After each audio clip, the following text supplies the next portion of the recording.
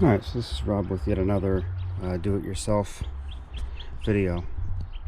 I'm going to show you how to change the alternator on a 97 Cadillac Seville. This is a 4.6 Northstar 32 valve V8. First you want to start by unhooking your negative terminal. I would unhook the positive too, so you don't have any problems with tools going against the battery and short-circuiting anything.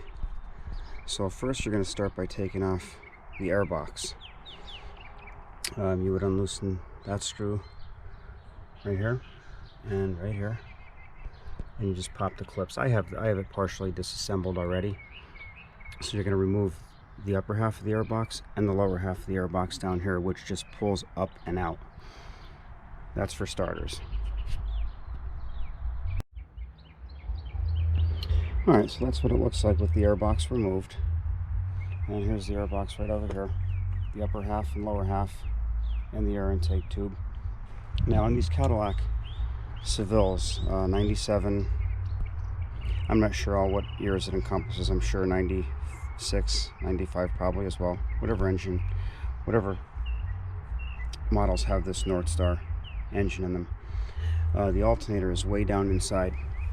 So it's not an easy job to do, but one thing that you have to do is unhook this motor mount right over here, and you have to unhook this motor mount right here.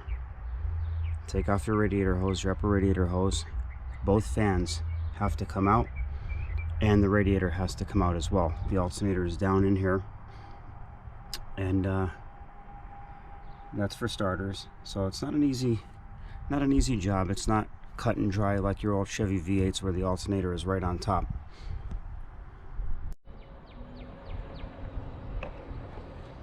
Alright, so as I said, once you get the air box removed, you're going to want to disconnect the motor mounts here. Right there. Right there. You basically just got to unloosen take the bolts off and just flip them back.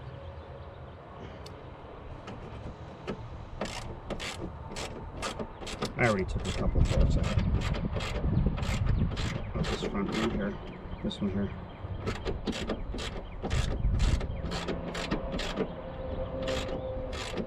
Just so the video is not too redundant, so to speak. You don't need to know every single detail as long as you know what you're doing. Because I'm sure if you're doing this job anyway, you've got some knowledge. So easily done. Flip that one back.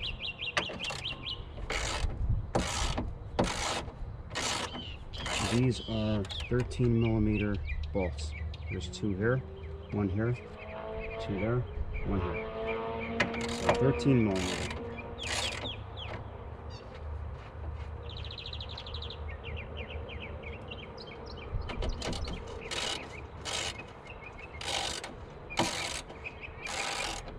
Again, assuming that you have some mechanical knowledge, because if you don't, you're not going to be changing the alternator on a Northstar engine in a Cadillac, that's for sure. Because it's definitely not a small job.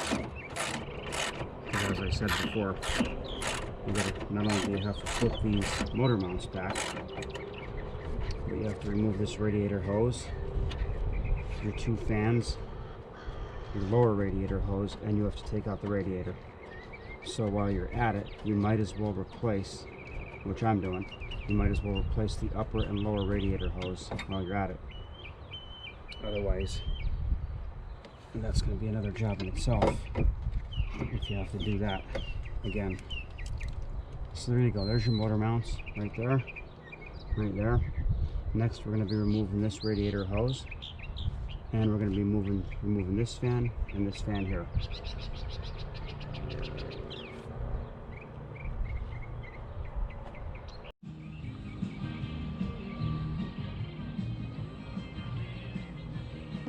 Alright, the next thing you're going to do here is take the radiator hoses off. And you can just use a pair of pliers to pinch the clamp, take that right off there. You'll get a little bit of antifreeze out of there, but it's no big deal. Just put that hose off to the side. And it's easier to get at the fan, especially the right fan, with this hose out of the way. And you'll be taking off this lower hose as well. There's pinch clamps just like this one right here that you pinch with pliers. So that's all you'll need for that, is just to pinch those with pliers and pull them right off. You may twist them a little bit because they're probably on there for a long time, so you'll just be kind of working it off there. So, and do the same for the other side over there, because you'll have to take this hose right off. And I'm going to replace the hoses since I'm doing the alternator, and this is a big job anyway. Both fans have to come out and the radiator has to come out. So I figure since I have all this apart, I'm going to replace both the upper and lower radiator hose. That's what I would do if I were you. What's the sense of taking it all back apart again if a hose starts to bulge on you? So once you get those hoses off, then it's time to remove the cooling fans.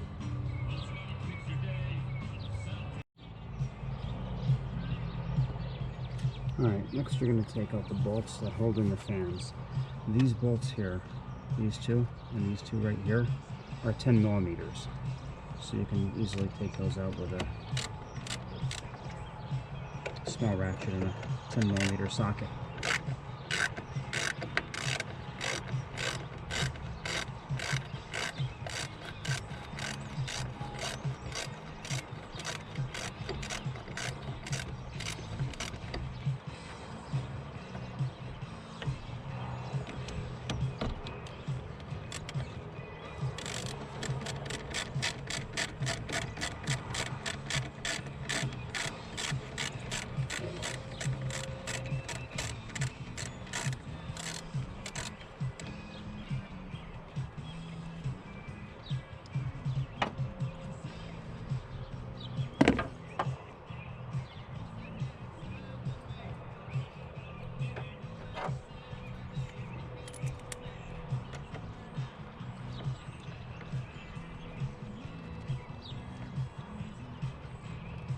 Make sure you spray everything with penetrating oil before you start taking stuff apart, though. It's easier to get stuff apart that way. And besides, some of these bolts and stuff will need to be lubed up anyway.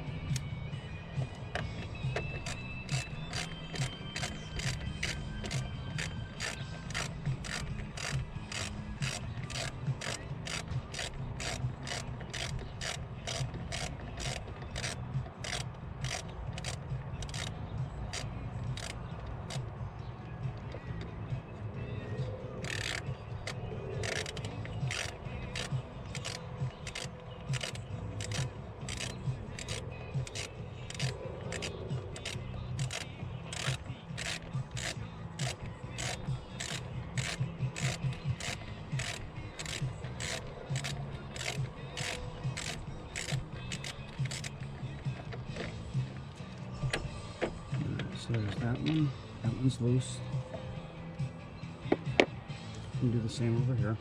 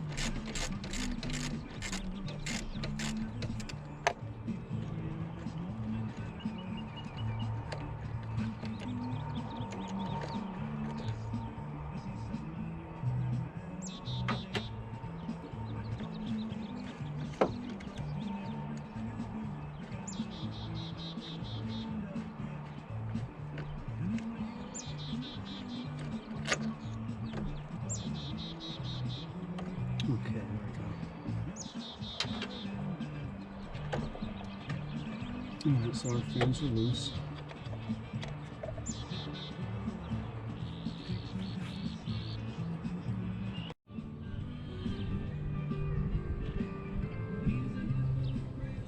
Alright, in order to get this fan, so we got the fans loosened up.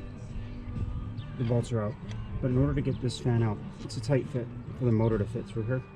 So we're going to take out this transmission line and kind of move it over a little bit because it's that tight of a fit. So that's a 16 millimeter or 5/8 line there. So it is a tight fit. So when you move this over, you'll see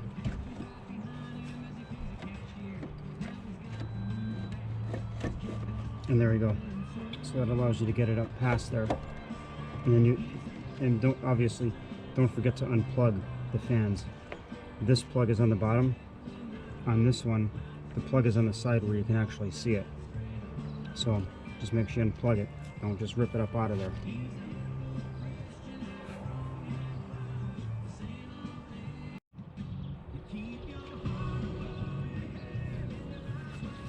Alright, so every toolbox should have one of those little screwdrivers. Makes it easier to get out a plug like this that's kind of embedded. You just put the screwdriver in here and lift up on the prong and then just pull it out. That's all. And you can lift this fan right up out.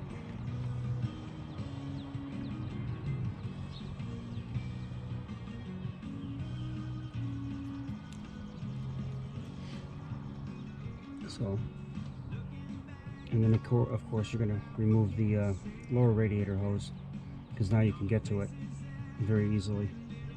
And again, over here you'll have this the other fan where the plug is on the side, so it's a lot easier to get to that plug. You don't really have to lift the fan out.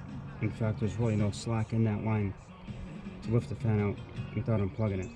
So you're going to unplug that one first before you lift it out. Where this one you can lift it out to the point where you can see the plug and then use your miniature screwdriver flathead to get in there and lift the prong up.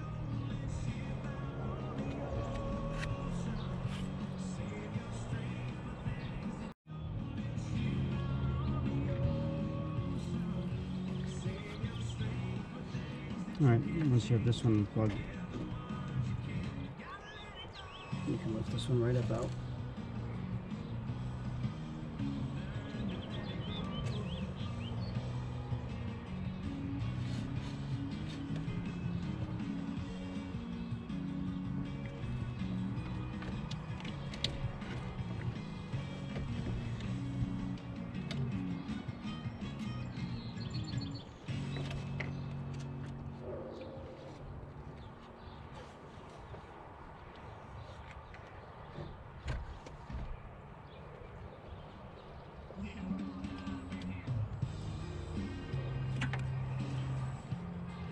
Now on this one, on this fan over here, the passenger side fan, there is a little bracket holding the wire on to the frame of the fan. So you got to make sure you unhook that as well.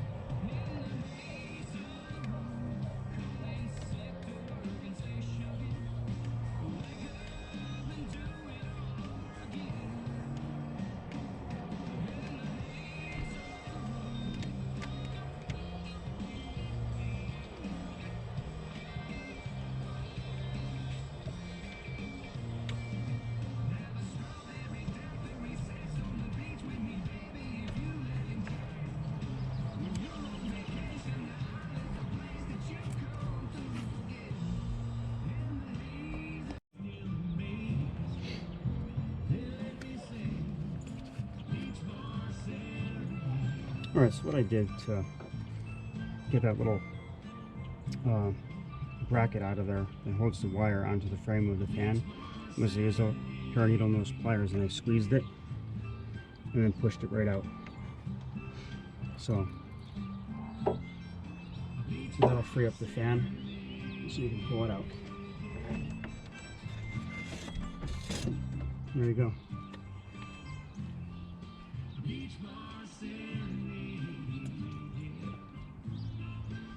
Alright, so next up you're going to take out the radiator after you remove the bottom hose here and the other bottom transmission line all the way at the bottom over here on the driver's side along with the radiator, and then you can pull the radiator forward and lift it up out of there.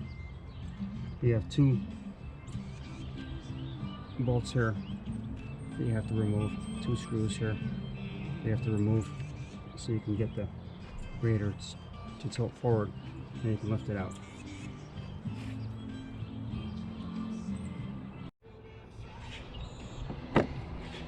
Alright, next you're going to unloosen your transmission lines. I already have this top one unloosened right here. I explained that's like a 5/8 or 16 millimeter, and you got to unloosen the lower one down here too. It's a little tougher to get at, but it's possible. And you'll unloosen that one too, and then you'll take off this lower radiator hose that have pinch clamps on it too, and then you'll unloosen these bolts here to get the radiator out. And I'll show you that coming up shortly here.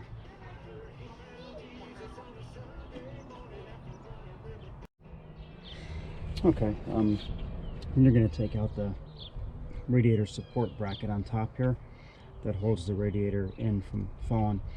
So I told you to take out these bolts right here, but you could take out these ones first, right here, here, and here.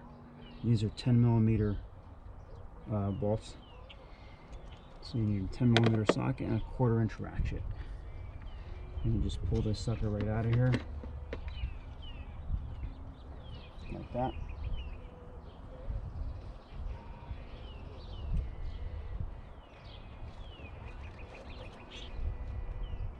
Alright, now that would be a good time for you to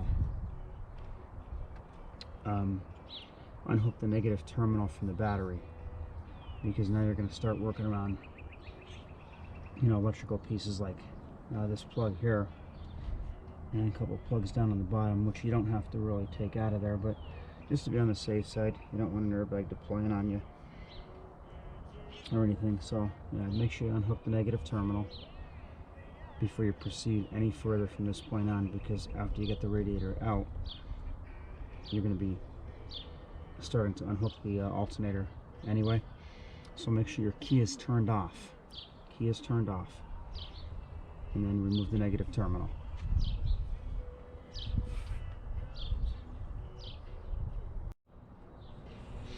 Alright, I have to remind you of another thing here too before you pull this radiator out.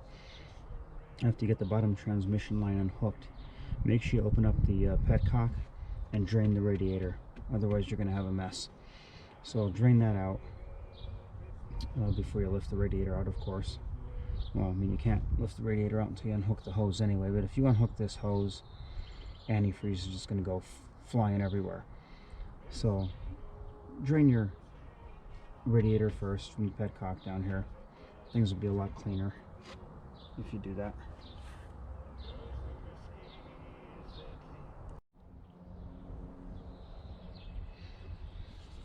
Alright, so once you have this screw out here and this screw out, and you do want to take these out, because if you don't, the condenser for the air conditioner is going to want to come with it. So once you got those out, that frees up the radiator. Now the computer here makes it hard to get out a little bolt, little screw that's holding the air conditioning lines onto the radiator so they don't move around, rattle around. So in order to get at that screw there, you're going to have to take out the computer. At least that's what I have found. You know, it's going to be a lot easier to do that than to try to fight with that screw. So the computer actually pulls up. So you can just reach under it and give it a good yank up and it will come up. It's only snapped in place. That's a good thing. So once you do that and you pull it out of there,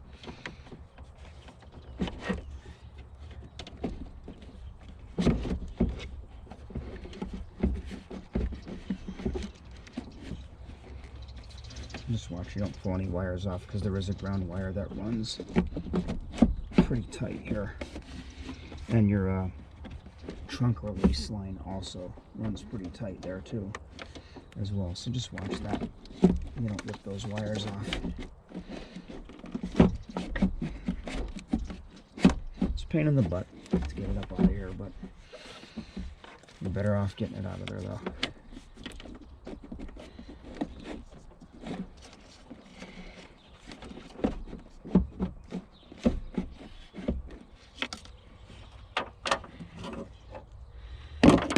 I'm going to remove this little bracket right here because it'll allow me to lift the box straight up. I thought I was going to be able to lift it right out of there.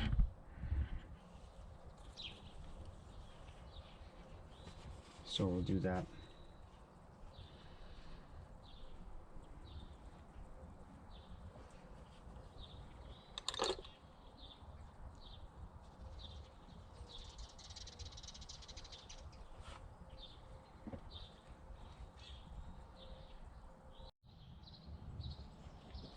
Alright, so once you removed all the bolts from this bracket,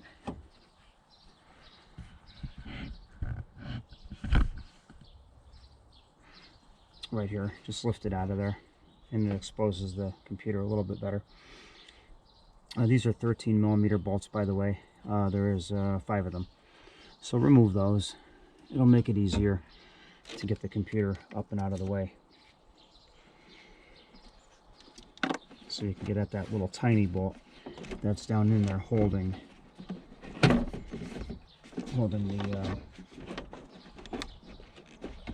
lines to the condenser onto the radiator frame.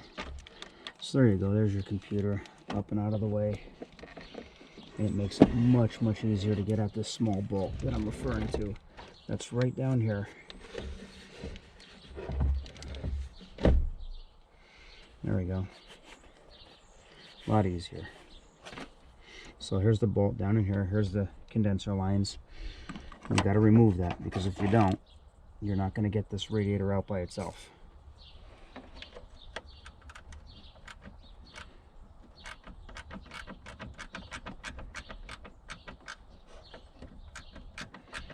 I hope this video supplies you with some good information. Now, along the way, you'll notice that I'm not going to show redundant things like me removing screws. I'm not going to show you. I'm not going to show you that, because if I have to show you removing screws, how to remove screws with a ratchet, then you probably shouldn't be working on a car in the first place. So you know how to do all that, so I'm not going to bother you with the wasted time of removing all these different screws, unless it's a screw that's critical that you otherwise won't see, or maybe even think that you have to remove it. So, and as you can see, once I did that, the radiator pulled free. So, and that's that. And now you're ready to lift the radiator right out of the car. So, of course, you're going to move your computer back over here for now, just to get it out of the way. And don't worry about damaging the computer. It's not going to get damaged. It's encased in its protective box here, so it's not going to get damaged in any way. So I'm just going to kind of set it back down in here just to get it out of the way. That's all.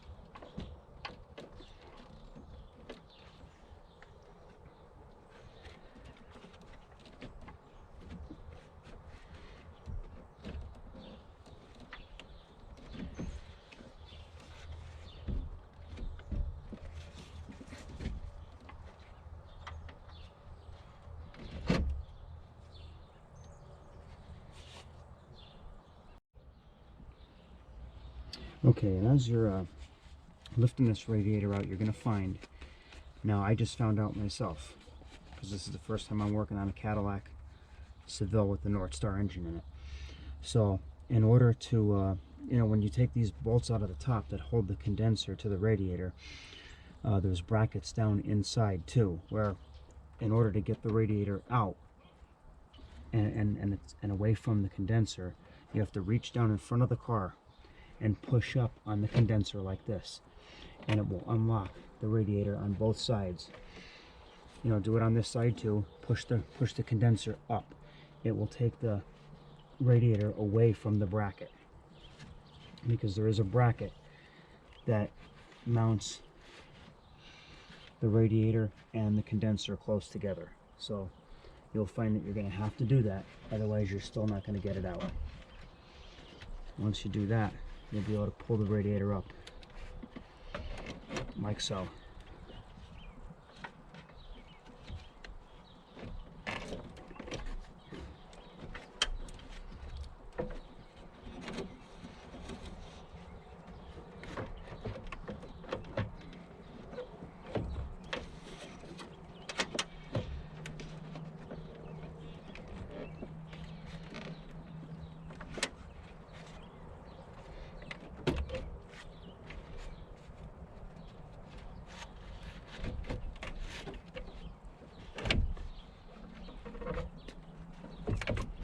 No doubt it's still going to require a little bit of work on your part, so nothing's easy on today's cars.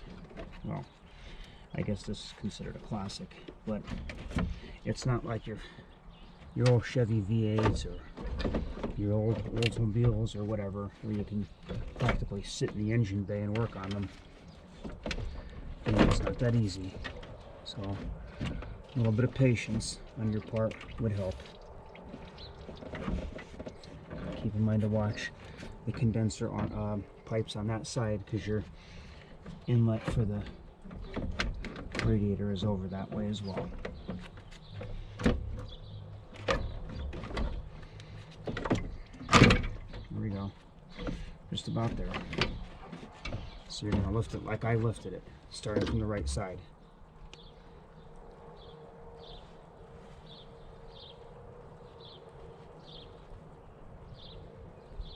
Okay, and that's it. So you're ready to start taking out. Here's your condenser here, by the way. Push it back in there. You might even want to get a vacuum cleaner and just get all the crud out of here, because so much crud builds up underneath the radiator and the condenser over the years. A lot of junk down in there, a lot of leaves and stuff. So do that, vacuum that all out. But at this point, you're ready to start taking out your alternator, which is right here. So that'll be the next step.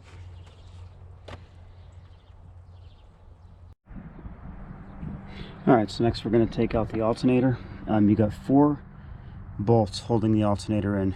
Just make sure you take off your serpentine bolt first.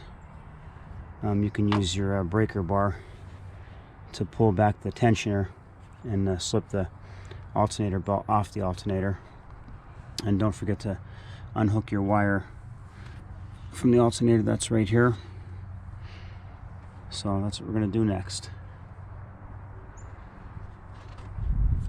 Now I'm not going to show you me taking out the bolts, but you're going to need a 3/8 ratchet, 15mm socket, and a wrench to get out this one.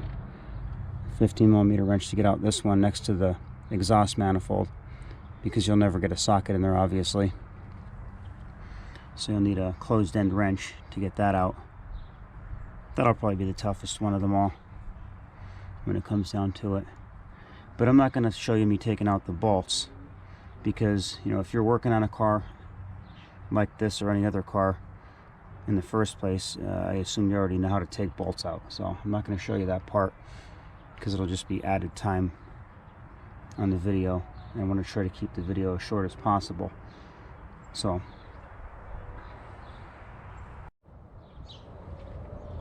alright, so as I said, use your breaker bar to unloosen the tensioner to pull down on it.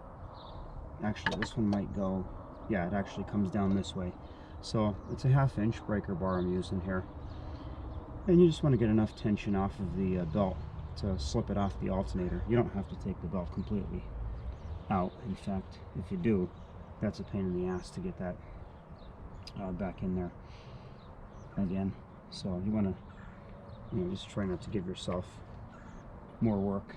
And I would also unhook right above the alternator. There is a ground wire right above the alternator here that you probably should unloosen too with a looks like I can get a ratchet in. Yeah, probably use a wrench in there just to get that out of the way as well.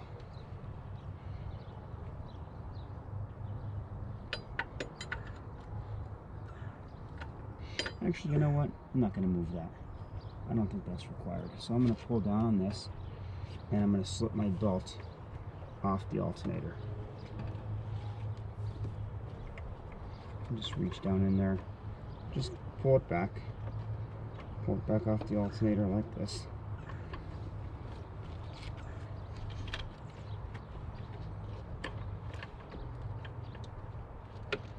Okay, so that's off.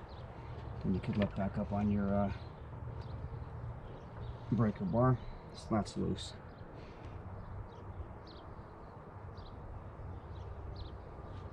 And now I'm going to take out these 4 bolts that are 4 15mm bolts that are holding in the alternator.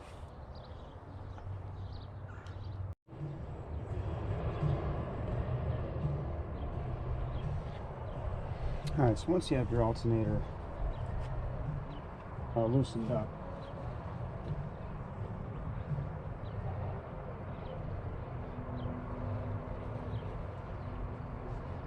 you're going to basically pull it over through here and pick it up through here.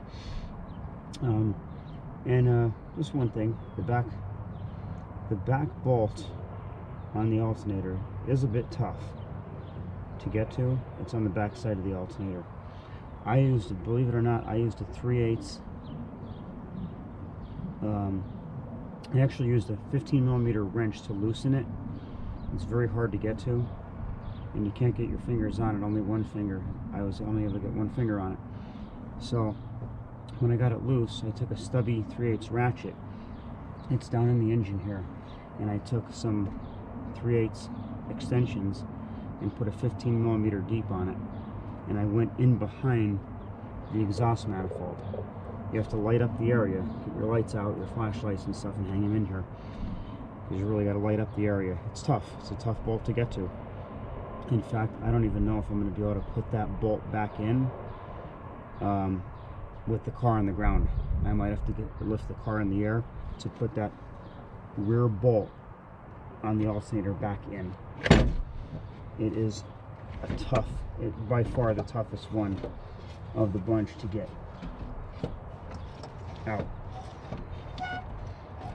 So I'm pushing the alternator along. Believe it or not, you really don't have a lot of room here. So there's the old alternator right there, and the bolt that I'm referring to that's tough is this back bolt right here. That's back towards the engine. That's the toughest one to get out. So the old alternator is out. Now we're going to install the new one.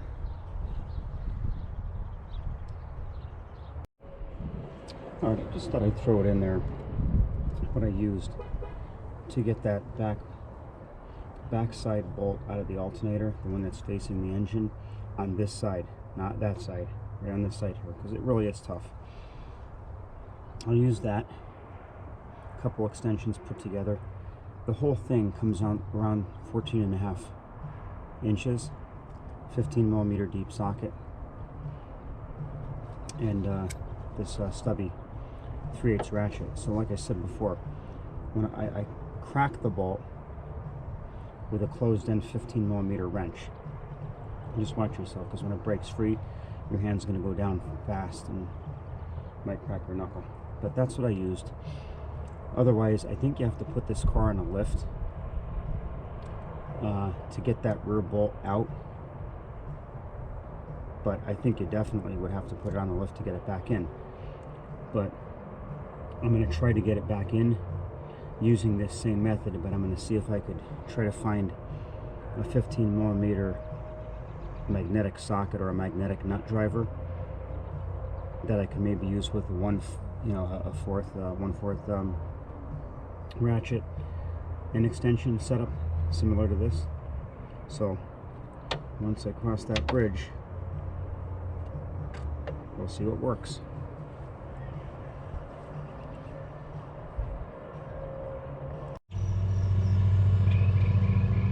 Alright, so now we're going to put the new alternator in. I'm not a big fan of alternators that are anything really that's made in China, but this alternator is made in China. It was like $90 some versus the AC Delco one, which was like $220 some. And even then, I don't even know if the AC Delco one is made here or remanufactured here or not, but this supposedly is a brand new one from China. It was like 96 bucks on Amazon. So I'm not a big fan of the Chinese made stuff for obvious reasons. Wheel bearings and such, they burn out too quickly, or wear out too quickly. So you could probably hear the mockingbird in the background. He's having fun singing his very long playlist. Anyway, you're going to put the alternator back in the way you took it out, which is on the driver's side.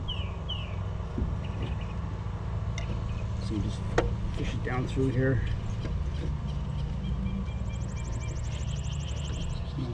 It's a little heavy.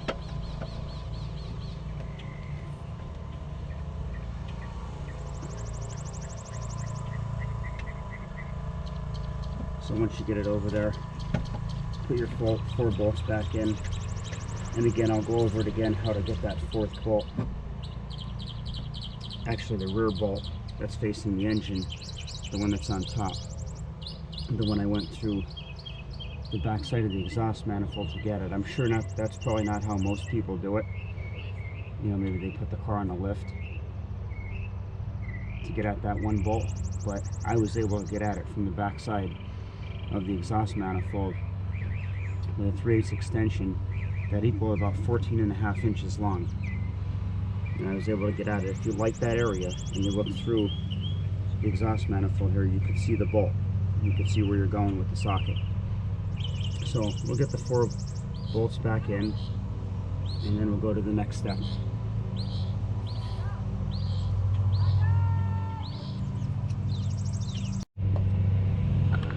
Alright, I'm going to show you something that'll make your job a whole lot easier. Now, I was able to get this alternator out past that bolt right there, the one that presses up against the exhaust manifold. So you'll never really get that bolt right out because of the way it goes up against the exhaust manifold like that. So you'll never get that bolt right out. So when you put the new alternator in, it's hard to get the alternator past that. I started threading the bolt right here on the front just to give me some leverage without the alternator falling down in there trying to get that bolt in. So when you do that, you're going to find it's very difficult to get it in there. So what I did was I unloosened this bracket that holds the upper dog bone motor mount. There's a couple bolts there and down here, 15mm up right here, 13mm up here. So, and you don't have to take it all the way off. Just unloosen them and pull this back slightly, just a hair, and you'll get the alternator past that bolt, so you can start threading that bolt in. And then you have pretty much clear sailing, except when you get to the bolt that's behind that one, which again, I'll give you my tips on how to put that bolt back in.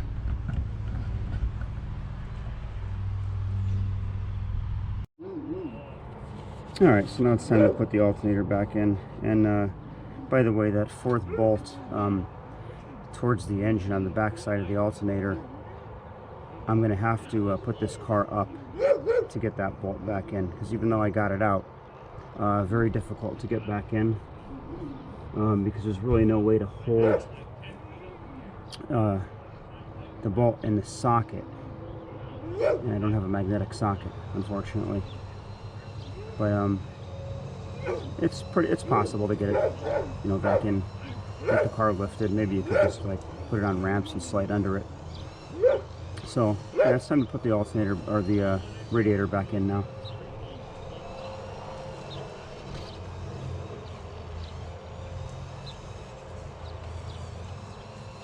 So again, you'll put that back in the way you took it out, of course, and on the back side of the alternator, well actually the front side, you have these brackets on both sides, and you have a bracket down in here that's attached to the condenser. So you're going to make sure you put those brackets in here because that's part of the support to hold the condenser still. So you're going to want to make sure you do that.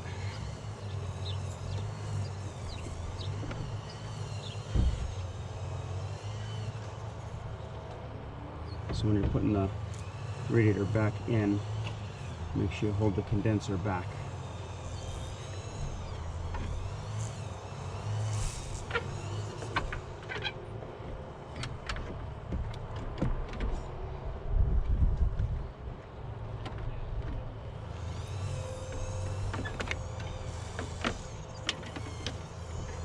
Get your transmission line out of the way so you don't get it caught back in there.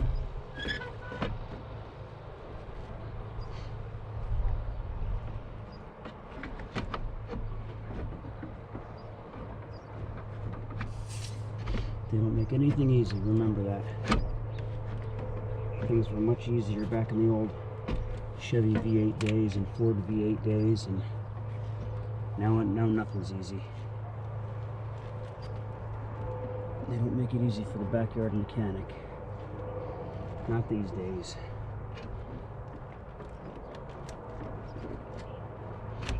Now this will have to be manipulated in.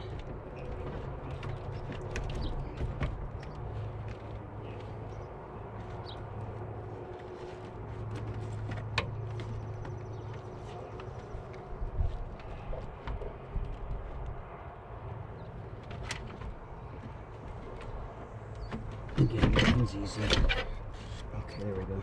Start the driver's side first, so you can get the radiator hookup down in there.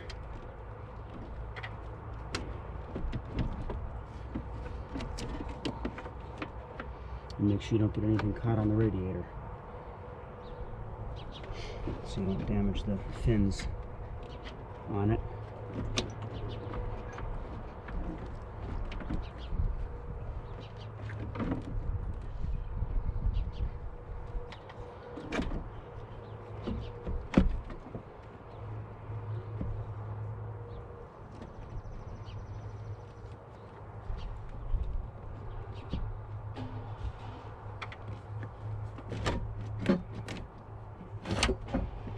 You might have to get your computer out of the way a little bit to get that down in.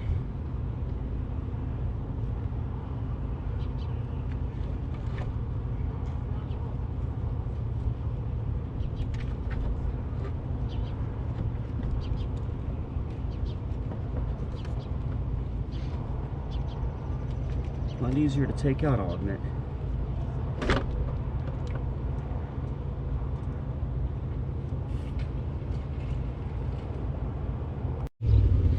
Alright, so once you've manipulated the radiator back down in, it's a little difficult. You got to make sure you get the condenser lines out of the way, and these hooks here on top where the screws go in, they'll catch onto the ribs of the side tanks on the radiator as you're putting it in. So just pull that back a little bit, and this part here, this is critical. So you got to pick up on the condenser bracket right here, both sides. You got to pick up on it and make sure that you get the hooks down below seated into the radiator, so it holds the condenser steady, so you can get the whole thing back together, really. So you might need a little light. Shine it down in there, make sure you know where you're at. Make sure your radiator is mounted in the rubber seats that are on the bottom. So what we're going to do is pick up on the condenser, which is these two brackets here. We'll pick up on that Again, easier said than done, I know. But that's the way it goes.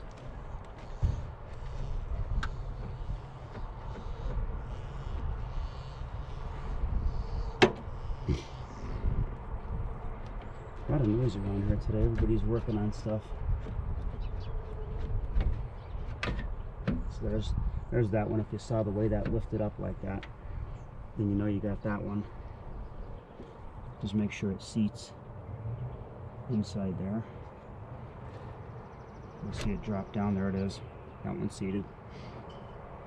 And do the same on this side here. Just pick it up a little bit.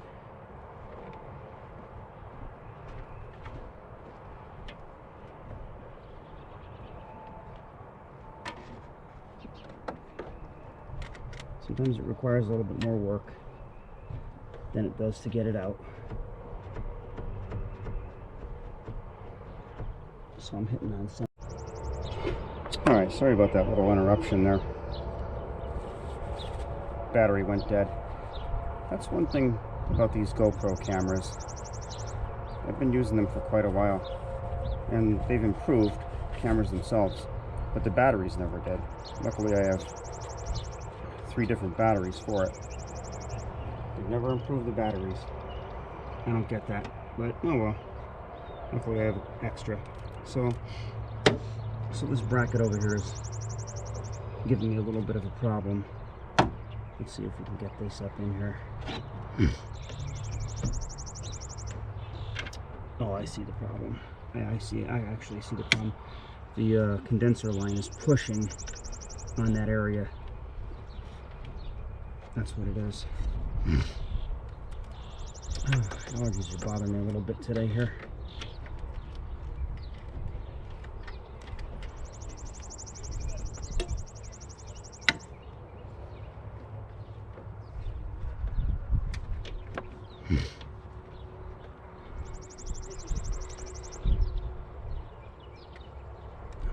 Almost in there.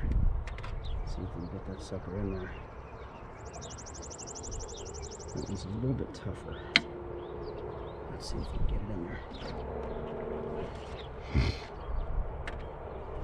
There it is. Alright, so we got it in. And now you got to put your bolts back in the frame right here and right here. Alright, let's see if I can remember which ones they are.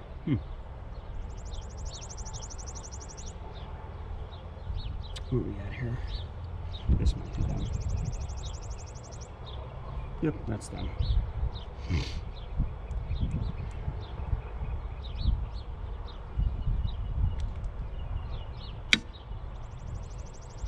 Alright, so these look like 10mm.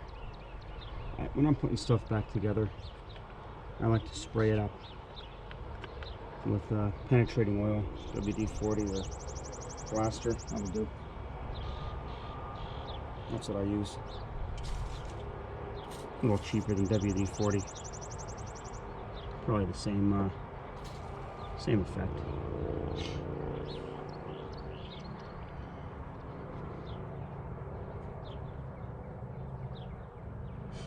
Alright, so we need a 10mm.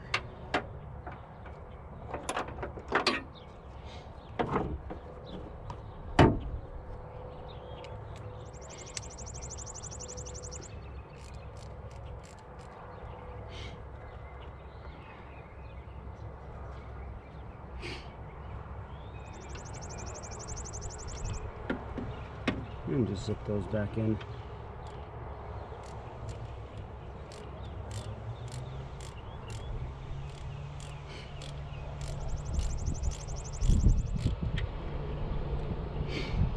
I have to say, this is not an alternator I would like to change all the time.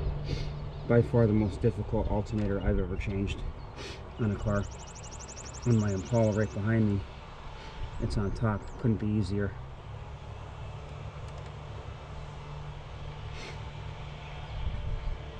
Snug the bolts up, don't over tighten them. There's no need to really reef down on them.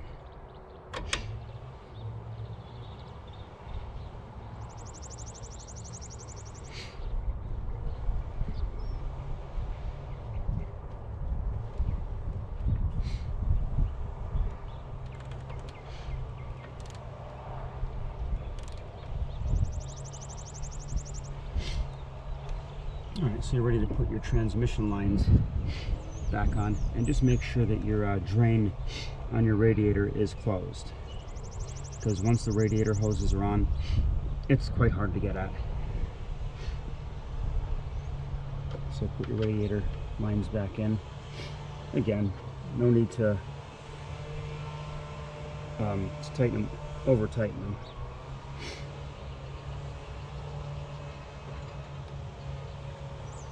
That is 15 millimeter. Actually, I might be wrong on that. It is not a 15 millimeter. I did use an adjustable wrench on them.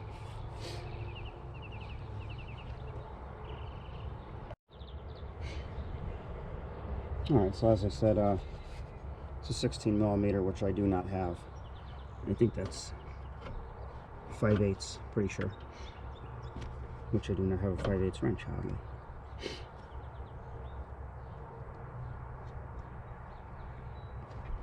Snug them up. Don't forget your lower one, because if you do, you're going to have a problem.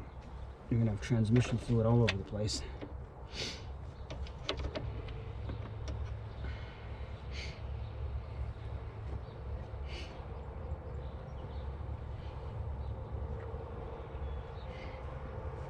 Just make sure you wipe any dirt off them before you put them back in. Oh, these allergies.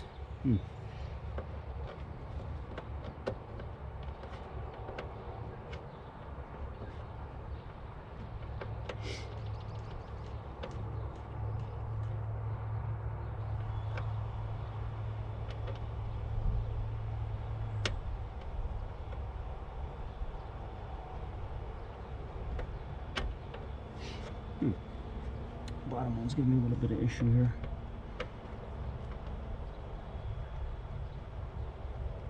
There we go.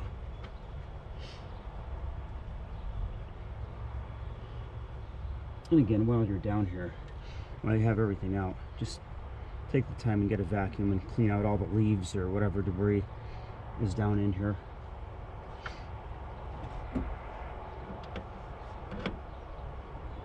And I like to spray the mounts for the fans. There's little mounts down in here for the fans that are rectangular, and they're made out of thin metal, so we'll just spray them up, lube them up. Alright, so you're ready to put your fans back in at this point.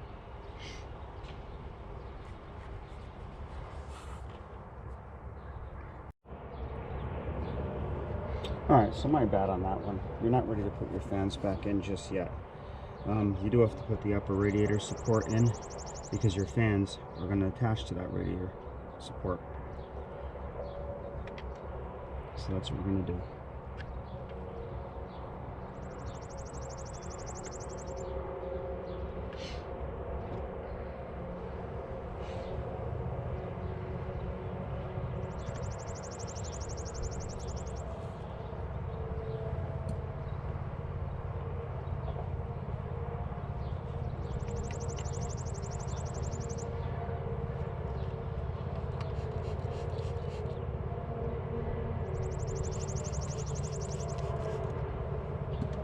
Again, I'm one for spraying protectant on everything. A lot of people don't take the time to do stuff like that, and that's alright. I mean, you don't have to if you don't want to, but I choose to do that.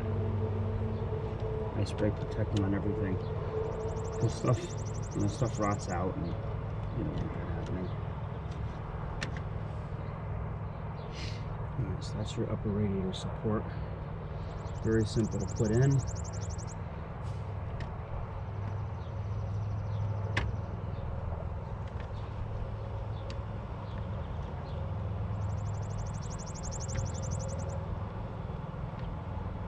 There we go.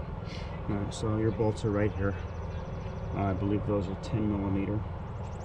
We have a 10 millimeter socket ready to go. Yep, there we go.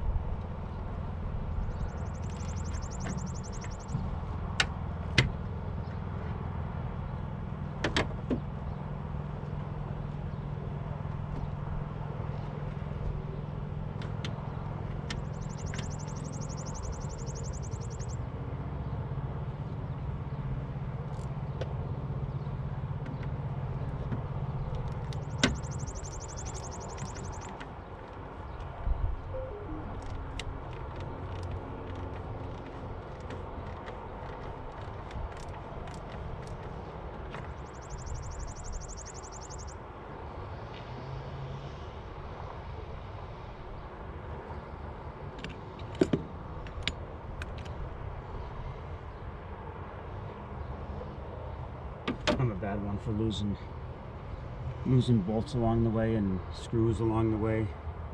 So let's see, where did I put those?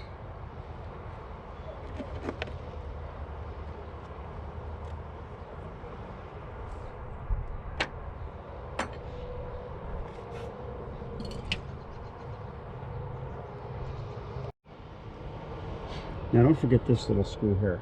This little screw here goes on the side of the radiator over here, and it keeps the, there's a bracket for the condenser lines for the air conditioner. So even though I don't really think it's critical, just put it back in. I don't think the lines are going to move that much, but you know, just make sure you put it back in before you put the computer box back in, because then it will be just very difficult to put in. In fact, you probably won't be able to get it in.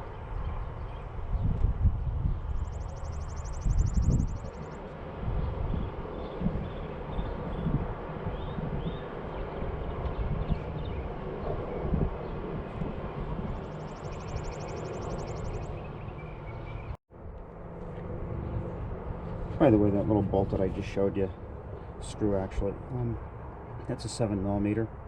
Don't over tighten it because it threads into plastic on the side of the reservoir, on the side of the radiator. So don't over tighten it.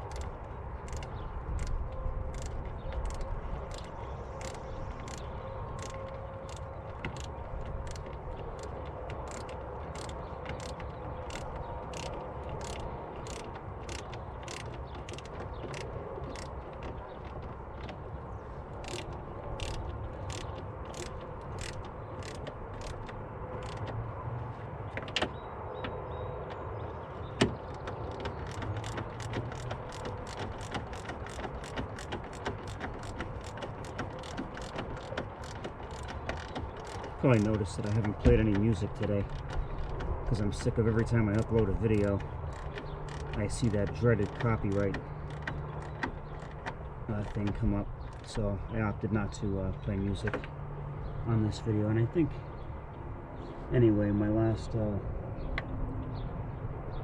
video, I think the music was a little bit too overbearing because I had it too loud.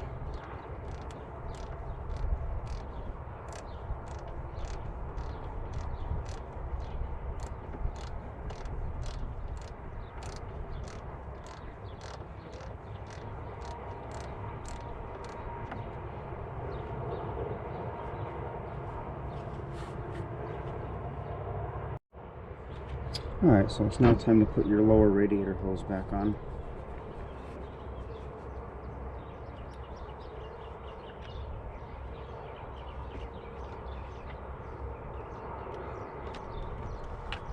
This one could be a little bit tough as well, but you know what isn't tough on these cars?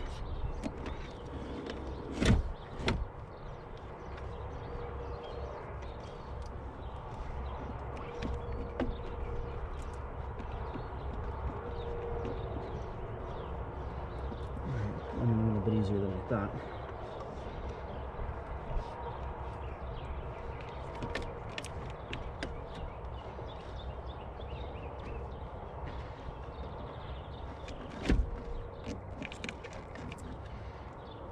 And this one's going to be a little bit tougher than I thought.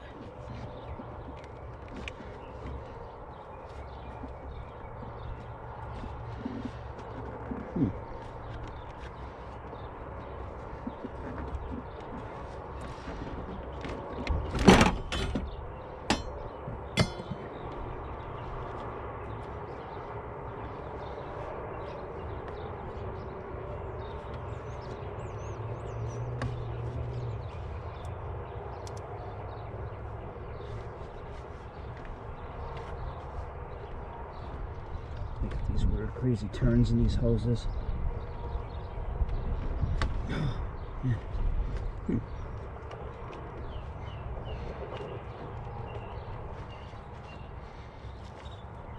Alright, so that one's on.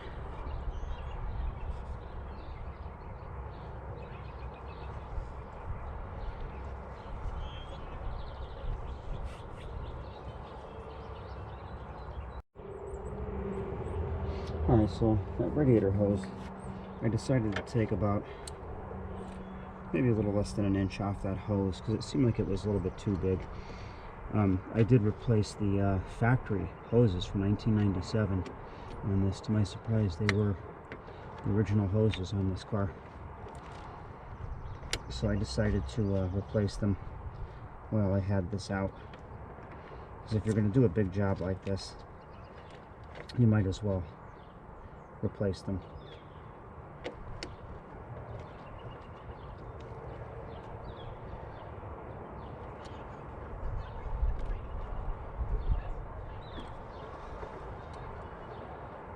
That'll be your best bet. Alright, so next we're going to put the fans back in. I believe your larger fan, now you can't get this wrong because the screw holes for the one fan are here and the screw holes for the other fan are here. Now this fan, the holes are further apart, so this will be the larger of the two fans. It goes right here. So you can't get that wrong. That's a no-brainer.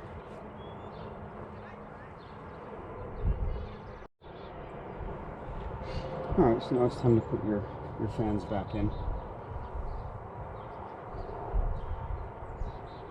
So again, they only go one way.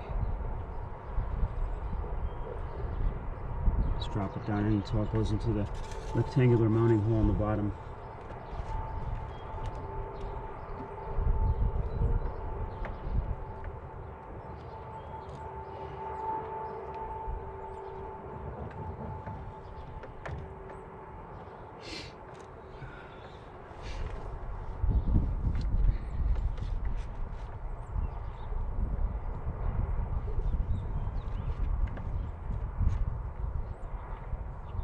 There's your mounting holes right there. Easy enough. Let's see where that screws for that.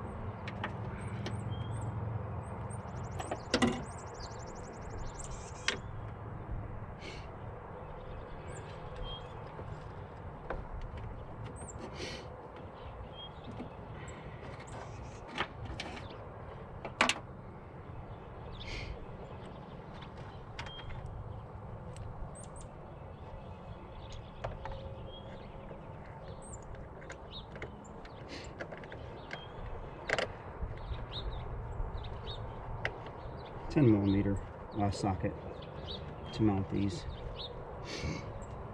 and whatever you do, don't forget to plug them in.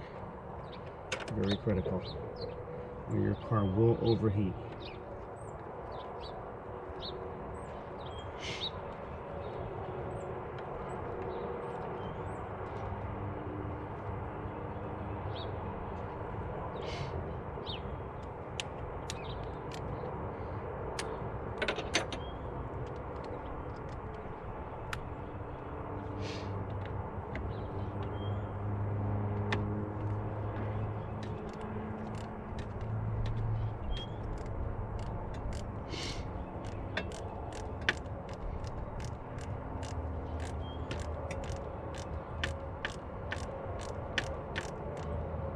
Again, this is a job I would rather not do again, so hopefully this alternator holds up. Not very trusting of all this stuff that's made in China today. I remember auto parts used to be all made here. Not anymore. Again, I don't even know if the AC Delco version of this is made here, but it certainly is a lot more expensive to buy the AC Delco remanufactured one. Very expensive. I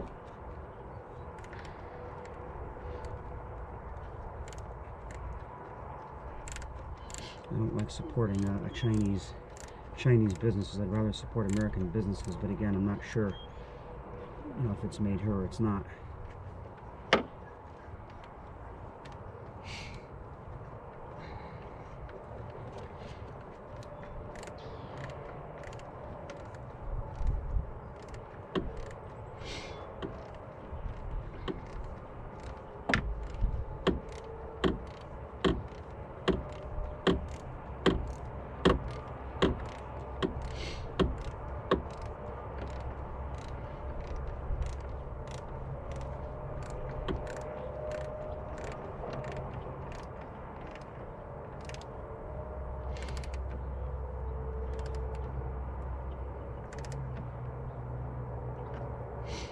Alright, so that fan is in. And again, don't forget to plug it in. Plug's down here on the side. And I think on the other one, the plug is on the bottom. So we're going to put fan number 2 in next.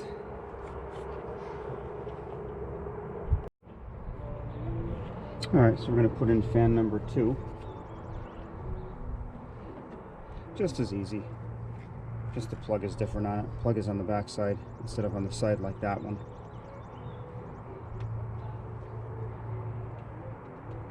You just carefully drop it in there.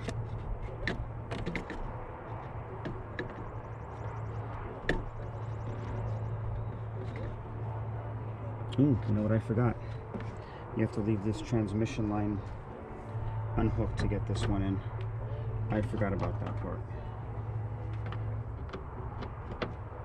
This top transmission line has to be unhooked, or you will not get it in. Again, this is my first time doing a alternator on one of these cars, so I kind of overlooked that. So yeah, just unloosen that, no big deal. Get it out of the way. The other one just drops right in. The other one's not a big deal. And there we go. This one's really not a big deal either. It's just that you have to unhook that transmission line. That's all. It's not hard. Trust me, not hard at all. Alright, so, and that's it. And then make sure you put that transmission line back in. And then you can tighten up your other fan here. And put your headlight cover, radiator cover on across here, and you're done. Well, actually, you're not done. Almost done. You still got to put your radiator coolant in. Now, some recommend Dexcool. I've heard bad things about Dexcool over the years. I don't know how true those things are. I don't know if the Dexcool itself is bad, or if GM just had some bad head gaskets or bad planing on their heads, where the heads were leaking. But a lot of people tended to blame the Dexcool. They said it ate away at the gaskets. I don't know how true that is, but they still make Dexcool to this day.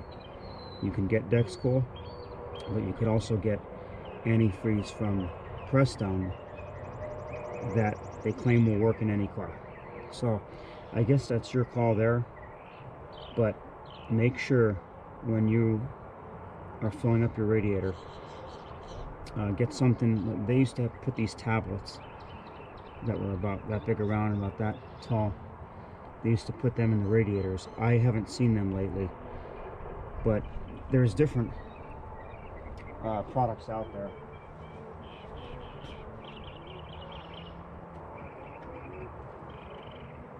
Now, one product that I went for, which is kind of the same thing, is Bars Leak. There's different ones out there. This one has the pellets in it, so it's similar to the tabs that GM would recommend. So, and then there's some out there with aluminum in it. There's different ones from Barsley. So I would definitely put that in, a can of this in, to replace those tabs, because you definitely don't want any leaks for, you know, this all aluminum V8 engine.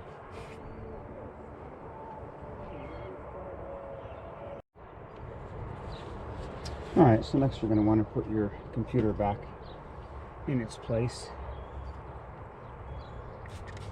And then we'll get to the light cover / radiator cover.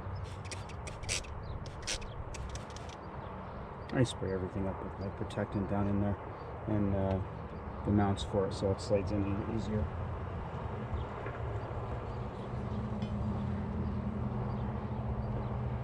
Alright, so basically this just snaps in.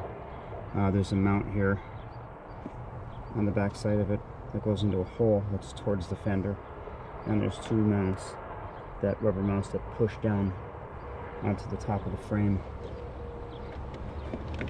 So that's pretty self-explanatory.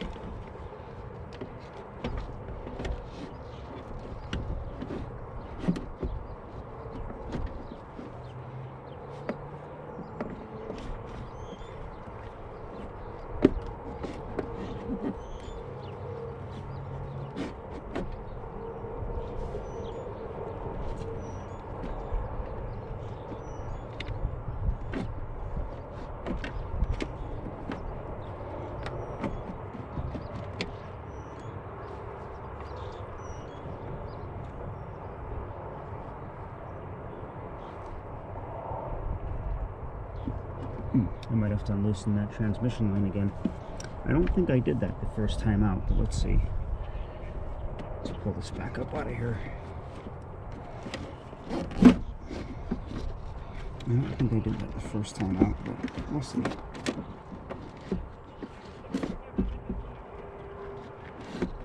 No, okay, so there it is.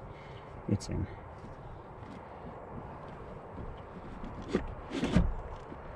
And then when you get it in there, you just press down on it and it will fall into the rubber mounts. Never that simple though, seemingly.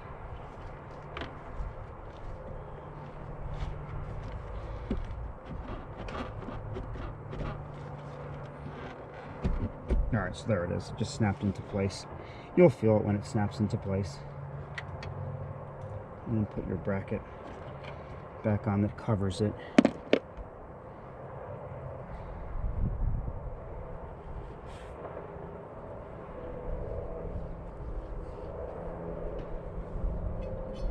That's the bracket I'm talking about right there. It sits right on top of the computer, right here in the corner by the fender.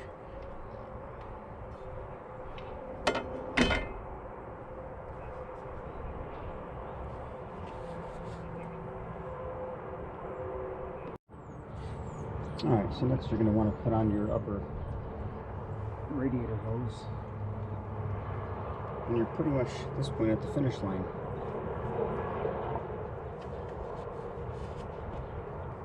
You just have to attach your upper motor mounts and put the headlight shield. I know I said you had to put the headlight shield in before, but that was kind of my mistake there. But yeah, put your radiator hose in first. Bring your dog bone motor mounts down and attach them, and then you put that shield on, and you can put your air box back in place as well.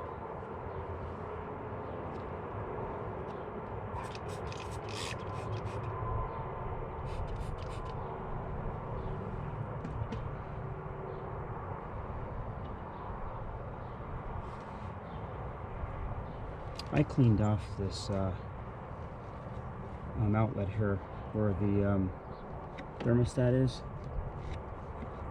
At least I think that's where the thermostat is on these. But I cleaned this off because it was very oxidized. Everything, like I said, everything is aluminum on these engines. So get your radiator hose in there.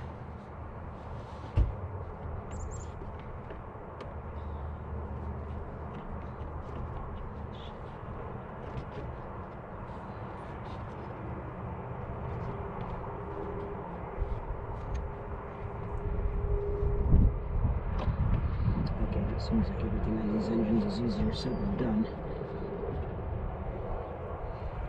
Even put the radiator hose on. Very tight fit.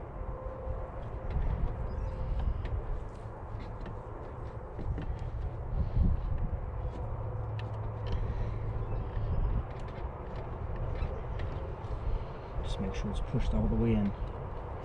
All the way in there.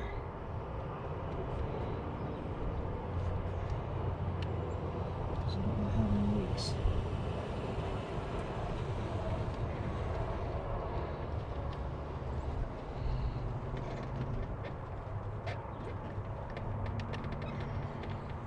So that seems like it's in as far as it can go.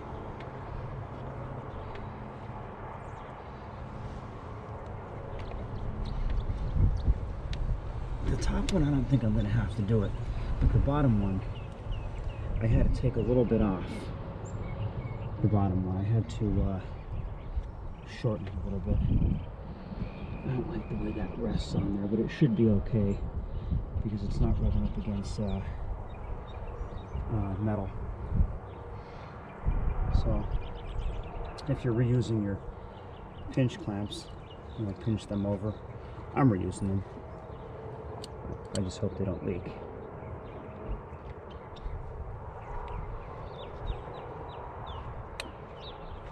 Hopefully they don't leak. We'll see.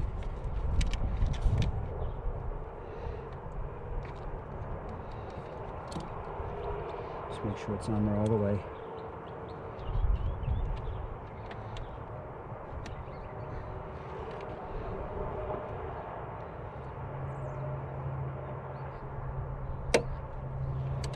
You know, some people say you have to put these pinch hoses back in exactly the same spot, but I think that's only true if you're using the original hose,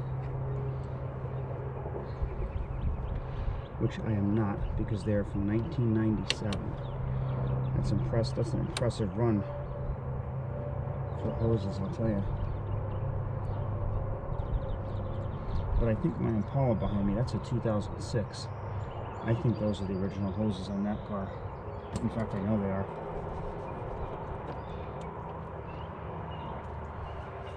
And that's got 140,000 miles on it. So there you go. Hoses on.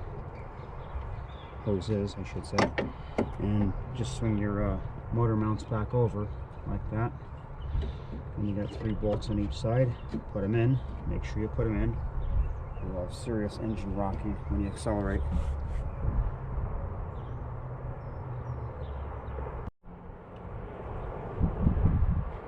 Alright, so mechanically, I'm done with this car. You just want to put your shield, your headlight cover, and radiator cover, motor mount cover, whatever you want to call this thing, and put that back on. Very simple, very easy, even though the job was not that easy. I would have preferred that job to be a little bit easier than it was. So then you got your push-in clips that are, well, that's self-explanatory. So even though I'm mechanically done, I'm not done. So I got to fill the radiator up and then run it. That's it. Plus I got to put my air box back on, which I'm going to do right now.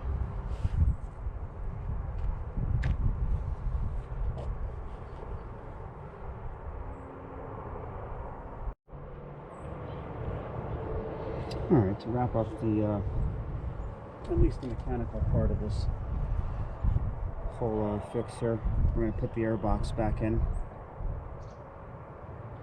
the air filter.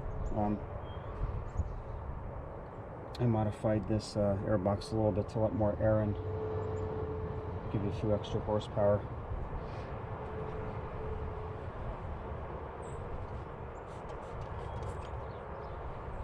Because these Northstar engines are good at breathing.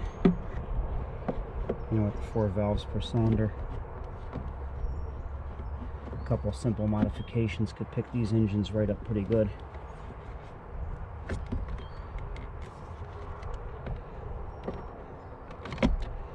Alright, so the airbox slides in just like that, and then you just push it down to snap it in place.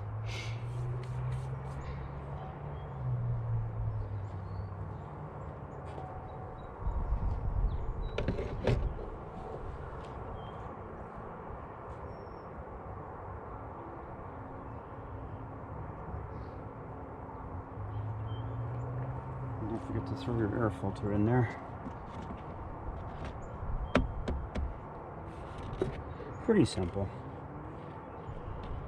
At least this end part is. I'm glad something is. Don't forget to hook your sensor wire back up.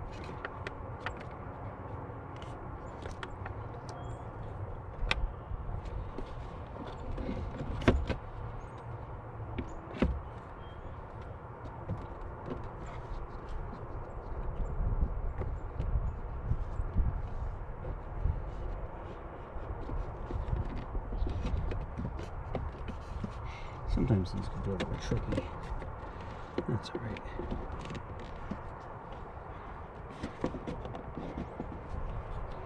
Do I have it down in the... Yeah, it's down in there. And you'll hear it snap into place. Or maybe you won't.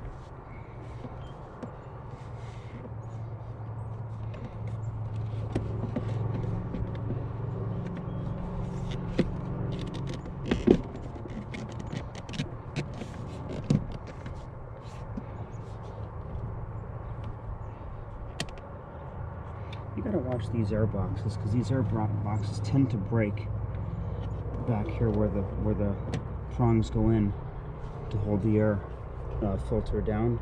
They tend to break back there for whatever reason. I don't know why, because this is supposed to be high impact plastic on these.